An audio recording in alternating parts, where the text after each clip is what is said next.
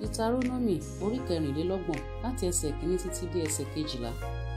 Mósè sì gòkè láti pẹ̀tẹ́lẹ̀ Móábù lọ sí òkè Nebo sí orí Pisga tí ó dojúkọ Jẹ́ríkò.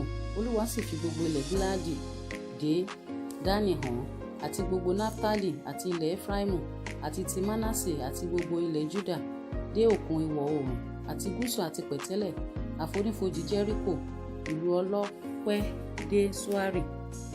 Olúwa sì wí fún un pé, èyí ni ilẹ̀ tí mo búra fún Abrahamu, fún Isaki àti fún Jacobu wípé èmi ò fi fún irú ọmọ rẹ̀.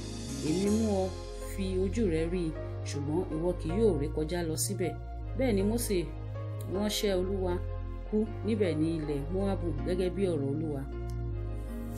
Ó sì sìn nínú àfonífojì ní ilẹ̀ Móábù tí ó kọjú sí Beti Peori, ṣùgbọ́n kò sí ẹnìkan tí ó mọ ibojì rẹ̀ títí di òní olónìí. Mósè sì jẹ́ ẹni 100 ọdún nígbà tí ó kú. Ojú rẹ̀ kò ṣe bàìbàì, bẹ́ẹ̀ ni agbára rẹ̀ kò dínkù. Àwọn ọmọ Ísírẹ́lì sì sọkún Mósè ní pẹ̀tẹ́lẹ̀ Móábù bí 30 ọjọ́. Bẹ́ẹ̀ ni ọjọ́ ẹkún àti ọ̀fọ̀ Mósè parí. Jóṣúà ọmọ Núnì sì kún fún ẹ̀mí ọgbọ́n nítorí pé Mósè ti fi ọwọ́ rẹ̀ lé e lórí. Àwọn ọmọ Ísírẹ́lì sì gba tirẹ̀ gbọ́, wọ́n sì ṣe bí Olúwa ti pàṣẹ fún Mósè.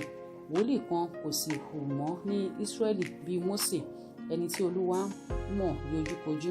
Ní gbogbo iṣẹ́ àmì àti iṣẹ́ ìyanu tí Olúwa rán láti ṣe ní ilẹ̀ Íjíbítì, sí Fáráò àti sí gbogbo àwọn ìránṣẹ́ rẹ̀ àti sí gbogbo ilẹ̀ rẹ̀, àti ní gbogbo ọwọ́ agbára àti ní gbogbo ẹ̀rù ńlá tí Mósè fi hàn ní ojú gbogbo Ísírẹ́lì.